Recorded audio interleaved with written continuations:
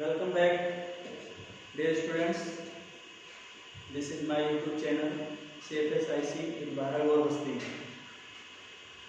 आज मैं आपको कक्षा 10 के विज्ञान विषय का अध्याय 1 जिसका नाम है रासायनिक अभिक्रियाएं एवं समीकरण, इसके बारे में आपको जानकारी देने जा रहा हूँ।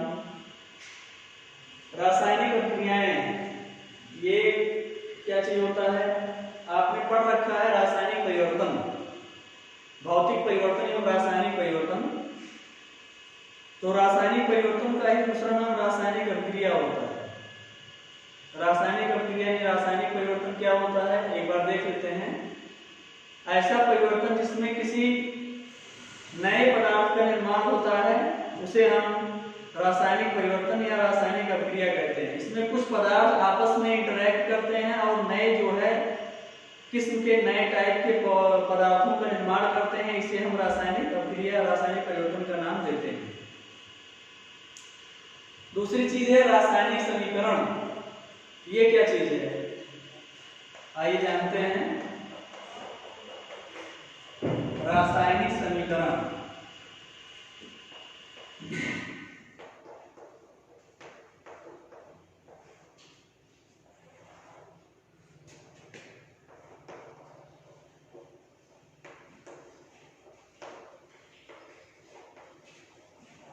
Chemical equation.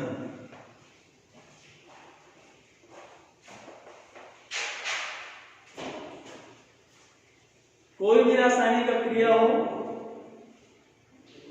उसको जो है निरूपित करने का, व्यक्त करने का या प्रदर्शित करने का जो मेथड होता है वो रासायनिक समीकरण कहलाता है।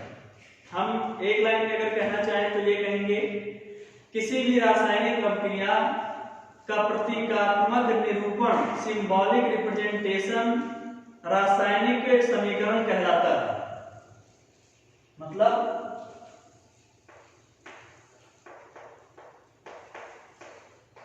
किसी भी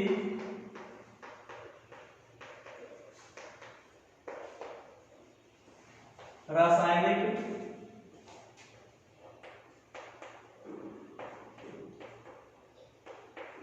अभिक्रिया का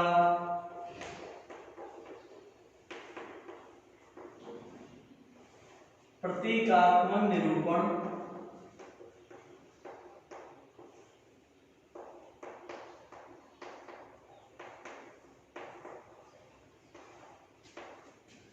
रासायनिक समीकरण कहलाता है।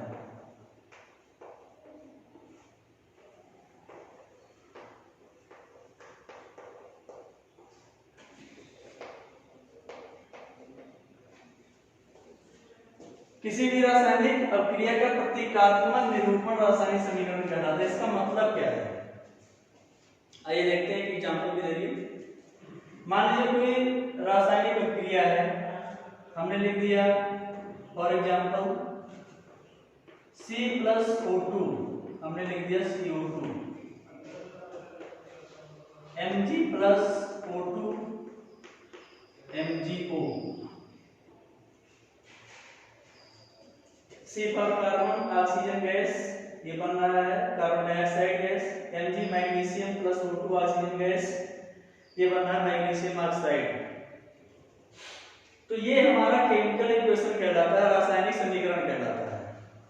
परिभाषा के हिसाब से चेक कर लेते हैं। लिखा हुआ कि किसी भी रासायनिक अभिक्रिया, ये सब रासायनिक अभिक्रियाएं हैं, ये पहली रासायनिक अभिक्रिया है, दूसरी रासायनिक अभिक्रिया, इसका जो प्रतीकात्मक निरूपण है उसे रासायनिक समीकरण कहते हैं। प्रतीकात्मक का मतलब हो गया इसमें प्रतीकों का यूज किया गया हो, इसको निरूपित करने के लिए प्रतीक का यूज किया गया हो, या जो है किसी जो है केमिकल फार्मूला का यूज किया गया हो। जैसे कार्बन, तो कार्बन का प्रतीक हमारा C है, ऑक्सीजन का जो हमारा आणविक ग्रुप है वो O2 है। इसी तरीके से कार्बन डाइऑक्साइड का जो हमारा फार्मूला है, रासायनिक सूत्र या उसका अनुसूत्र है वो है CO2। तो प्रतीक के रूप में यानी प्रतीक का इस्तेमाल करके उसको निरूपित किया जाए, व्यक्त किया जाए, रिप्रेजेंट किया जाए, उसे हम बोलेंगे रासायनिक समीकरण। तो ये आपका पहला रासायनिक समीकरण हो गया और ये आपका दूसरा रासायनिक समीकरण हो गया। अब रासायनिक जो समीकरण होता है उसमें विभिन्न पद होते हैं। इसमें आप देख रहे हैं कि बीच में एक एरो है यानी तीर लगा हुआ है। तीर के बाएं साइड में लेफ्ट हैंड साइड में जो आपको पदार्थ दिखाई दे रहा है, पहला पदार्थ है मैग्नीशियम, दूसरा पदार्थ है ऑक्सीजन। इन दोनों को हम नाम देंगे क्या? इसको नाम देते हैं अभिकारक। क्या नाम देते हैं? अभिकारक। रिएक्टेंट बोलते हैं इंग्लिश में, रिएक्टेंट। तीर के दाएं साइड में, राइट हैंड साइड में जो हमारा पदार्थ बना हुआ है उसको हम उत्पाद बोलते हैं। क्या कहते हैं? उत्पाद, या इसी को कहेंगे प्रोडक्ट। बीच में जो आपको तीर दिखाई दे रहा, तीर में जो है वो एरो है, ये जो है अपक्रिया की दिशा को व्यक्त करता है कि ये आपकी अपक्रिया अग्र दिशा में, मतलब अग्र दिशा में हो रही है, चल रही है। तो ये आपका रासायनिक समीकरण हो गया। इसके पहले हमने आपको रासायनिक अपक्रिया के बारे में बताया। अब आगे देखिए आप, अगला हेडिंग जो है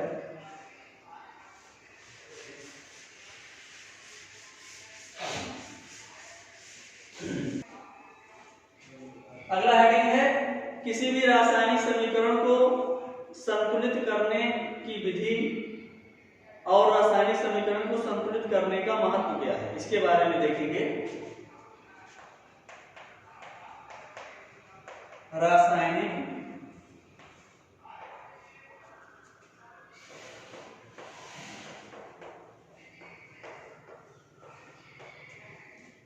समीकरण को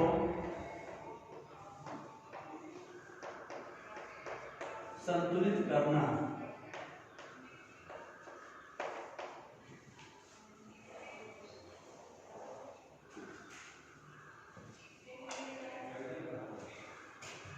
किसी भी रासायनिक समीकरण को संतुलित करने की क्या विधि है, क्या तरीका है, क्या मेथड है, कैसे संतुलित किया जाता है, ये चीज देखेंगे। उससे पहले ये चीज जान लेते हैं कि समीकरण को संतुलित करना जरूरी क्यों है, संतुलित समीकरण को संतुलित करने की आवश्यकता क्या है।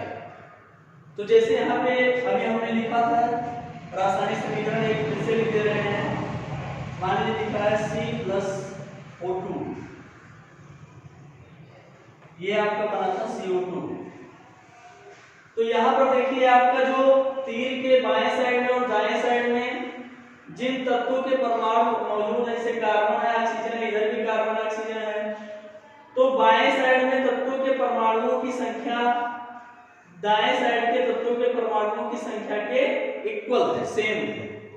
आप इधर देखिए कार्बन का एक परमाणु है, ऑक्सीजन के दो परमाणु हैं, और दाएं साइड में आप देखिए कार्बन का एक परमाणु है, ऑक्सीजन के दो परमाणु हैं। तो ये ऑलरेडी हमारा जो है संतुलित है, ये समीकरण संतुलित कहा जाएगा। दूसरा एग्जांपल लेते हैं जो समीकरण संतुलित ना हो। संतुलित और असंतुलित का मतलब ये हुआ कि जिस किसी भी रासायनिक समीकरण में बाएं साइड और दाएं साइड में उपस्थित तत्वों के परमाणुओं की संख्या समान होती है उसे संतुलित समीकरण कहते हैं, और जिनमें तत्वों के परमाणुओं की संख्या असमान होती है उसे असंतुलित समीकरण या कंकाली समीकरण कहा जाता है। तो ये तो ऑलरेडी हमारा बैलेंस्ड इक्वेशन है, इसको हम टच नहीं करेंगे।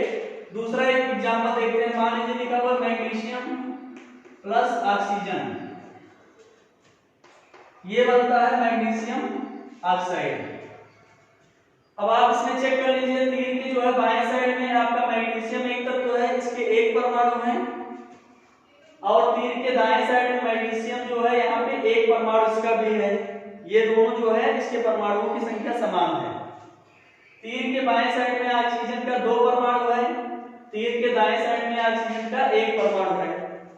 अब इसको बैलेंस करना पड़ेगा, इधर दो इधर एक है, यानी कि ये जो आपका ओवरऑल इक्वेशन है वो कैसा है, असंतुलित है। तो संतुलित करने के पीछे प्रयोजन क्या होता है, उद्देश्य क्या होता है। हमने आपने पढ़ा है द्रव्यमान संरक्षण का नियम, उसमें यह बताया जाता है कि किसी भी रासायनिक अपक्रिया के प्रारंभ में लिए गए पदार्थों का द्रव्यमान उस अपक्रिया के पश्चात प्राप्त उत्पाद के रूप में पदार्थों के द्रव्यमान के इक्वल होता है।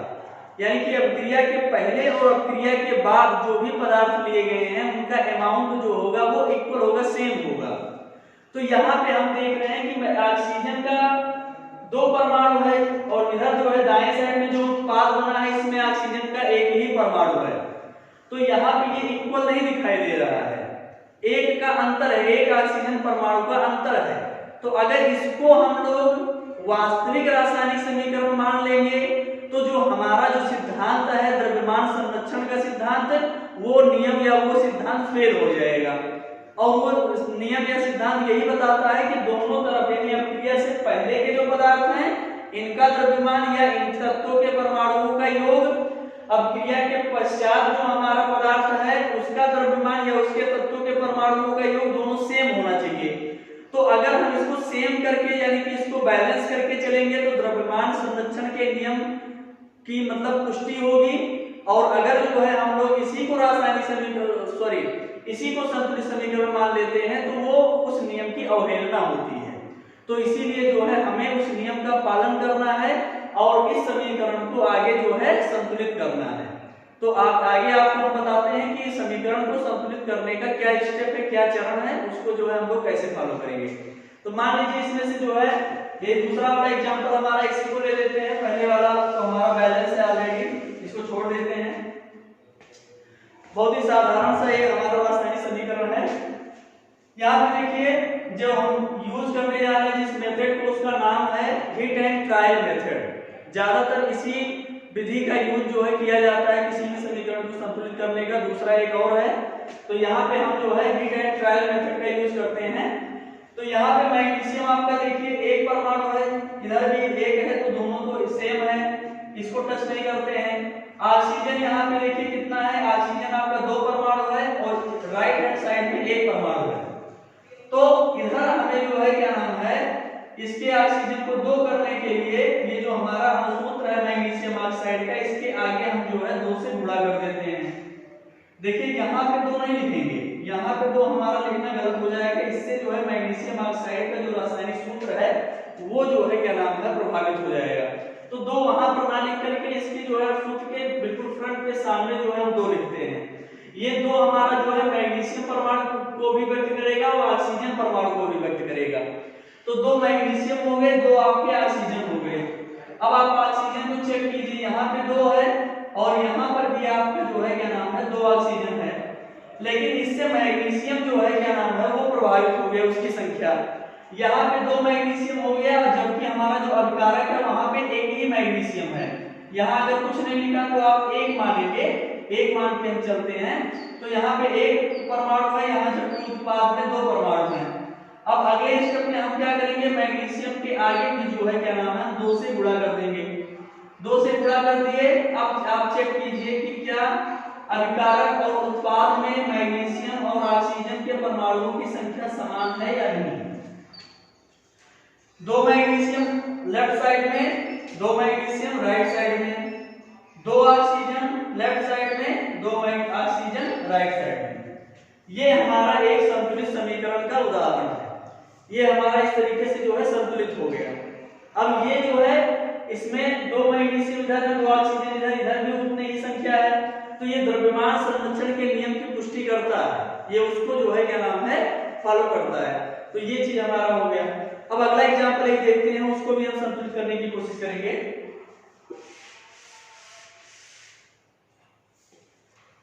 अगला एग्जांपल हमारा है zinc plus H2SO4, zinc SO4, zinc sulphate plus hydrogen.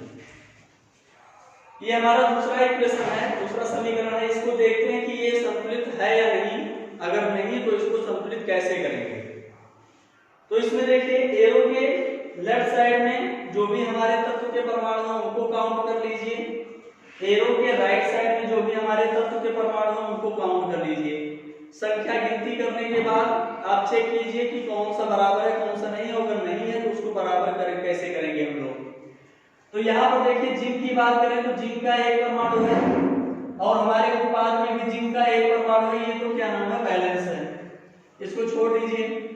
Hydrogen को देखिए, हाइड्रोजन यहाँ पे 2 है, 2 परमाणु हैं, और जो है हमारे उत्पाद में भी हाइड्रोजन 2 है, ये भी बैलेंस है। सल्फर हमारा कितना है, यहाँ पे अपकारक में 1 है, और इस साइड में सल्फर हमारा 1 है, ये भी बैलेंस है। ऑक्सीजन के परमाणुओं की संख्या 4 है, इस साइड में देखिए उत्पाद में ऑक्सीजन जो है 4 है, तो ये भी हमारा एक संतुलित रासायनिक समीकरण है। इसमें भी आपको कुछ भी करने की कोई जरूरत नहीं है, ये भी ऑलरेडी आपका बैलेंस्ड है। इसके बाद एक दूसरा हम एग्जांपल लेते हैं जो अनबैलेंस्ड है, उसको आप जो है कैसे बैलेंस करेंगे उसके ऊपर हम थोड़ी सी चर्चा करते हैं।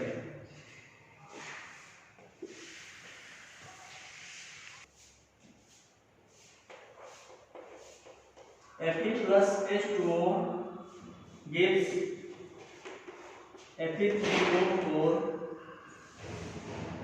plus H2। ये हमारा एक समीकरण है, iron plus H2O Fe3O4 plus H2। इसको बैलेंस करना, पहले चेक करते हैं कि बैलेंस है या नहीं। लोहे के परमाणुओं की संख्या 1, यहाँ पे लोहे के परमाणु संख्या 3, ये आपका अनबैलेंस है। इसके बाद हाइड्रोजन के परमाणु की संख्या 2 है, यहाँ भी 2 है। ऑक्सीजन के परमाणु संख्या 1 है, ऑक्सीजन के परमाणु संख्या 4 है। यानी कि अगर अर्धकारक और उत्पाद में किसी भी तत्व कोई एटलीस्ट 1 आपका एक ही तत्व का परमाणु अगर जो है उसकी संख्या डिस्टर्ब हो रही है, तब भी हम उसको जो है क्या नाम है असंतुलित समीकरण बोल देंगे। तो इस स्थिति में देखिए आप यहाँ पे आयरन के परमाणुओं की संख्या भी जो है डिस्टर्ब है, और ऑक्सीजन के परमाणुओं की संख्या में भी जो है असमानता है। तो इसको जो है संतुलित करने का क्या तरीका है? तो सबसे पहले ये देखिए आप कि अर्धकारक और आपके उत्पाद में किस तत्व के परमाणुओं की संख्या सबसे ज्यादा है। सबसे पहले आप ये चेक करेंगे कि किस तत्व के परमाणुओं की संख्या जो है सबसे ज्यादा है। तो इसमें आप देखिए यहाँ पे आयरन आपका 1, यहाँ पे 3 है, ऑक्सीजन यहाँ 1 है, यहाँ पे 4 है। तो जिस तत्व के परमाणु की संख्या सबसे ज्यादा होगी सबसे पहले हम उसको टच करेंगे। ऑक्सीजन के परमाणु की संख्या 4 है, तो इसको सबसे पहले हम यहाँ पे बैलेंस करने की कोशिश करेंगे। और हमारे अर्धकारक में इसके परमाणुओं की संख्या कितनी है, 1 है। तो यहाँ पे हम लिखते हैं H2O, ये आपका जल है। आप 4 यहाँ पे मत लिखिएगा, यहाँ पे आपको नहीं लिखना है, आपको जो भी जो है क्या नाम है डिजिट लिखना है। यहाँ 4 ऑक्सीजन के परमाणु हैं, तो इस साइड में आपको बैलेंस करने के लिए 4 आप जल के सूत्र के और सूत्र के सामने फ्रंट पे लिखिएगा। तो 4 ऑक्सीजन ये हो गया, 4 ऑक्सीजन ये चीज बैलेंस हो गया। अब दूसरी चीज देखते हैं, दूसरा क्या चरण होगा हमारा Fe+4H2O, एरो हमने लगाया, Fe3O4 प्लस H2। इसके बाद आप देखिए आप क्या करेंगे, यहाँ पे आपका ऑक्सीजन तो 4 हो गया, लेकिन हाइड्रोजन कितना हो गया, 4 दूनी 8। आज हाइड्रोजन आपका 8 परमाणु हो गया। इधर आपके हाइड्रोजन के 2 ही परमाणु हैं, तो दूसरी स्थिति में आप हाइड्रोजन को बैलेंस करेंगे। आप जो है यहाँ पे 4 दूनी 8 है, तो यहाँ पे 4 से गुणा कर दीजिए, ये आपका हाइड्रोजन भी बैलेंस हो गया। 4 दूनी 8, ये आपका 4 दूनी 8 हाइड्रोजन हो गया। अब तीसरी स्थिति में क्या करेंगे, सबसे पहले हमने बताया कि जो जिन तत्व के परमाणुओं की संख्या सबसे ज्यादा ऑक्सीजन का है तो उसको बैलेंस किया। दूसरी स्थिति में आपने देखा हाइड्रोजन जो है यहाँ पे 8 के उधर आपका 4 ही था, 2 ही था, तो वहां पे हमने हाइड्रोजन को, क्योंकि आपका सिंगलेट फॉर्म में है, इसके साथ कोई दूसरा परमाणु नहीं है, तत्व नहीं है, तो इसको हमने बैलेंस कर दिया। अब इसके बाद देखते हैं अब कौन सा तत्व हमारा अनबैलेंस्ड मोड में है। तो यहाँ पे आयरन को चेक कीजिए, आयरन आपका 1 ही है, और यहाँ आयरन आपका कितना है, 3 है। तो ये आपका हमने लिखा Fe+4H2O, फिर हमने जो है यहाँ पे एरो लगाया Fe3O4 प्लस 4H2। तो ऑक्सीजन बैलेंस हो गया, हाइड्रोजन बैलेंस हो गया, बचा आपका आयरन। यहाँ आयरन के 3 हैं परमाणु, यहाँ पे 1 ही है। 3 करने के लिए आप 3 से इसके सामने जो है गुणा कर दीजिए, 3 Fe हो गया यहाँ पे। अब आप देखिए तीनों तत्वों के परमाणुओं की संख्या एरो के लेफ्ट साइड में और राइट साइड में इक्वल है। तो ये हमारा एक जो है संतुलित समीकरण कहा जाएगा। तो ये तो हो गया किसी भी जो है असंतुलित समीकरण को संतुलित करने का तरीका। बस इसके साथ ही जो है ये हमारा लेक्चर यहीं पे समाप्त होता है।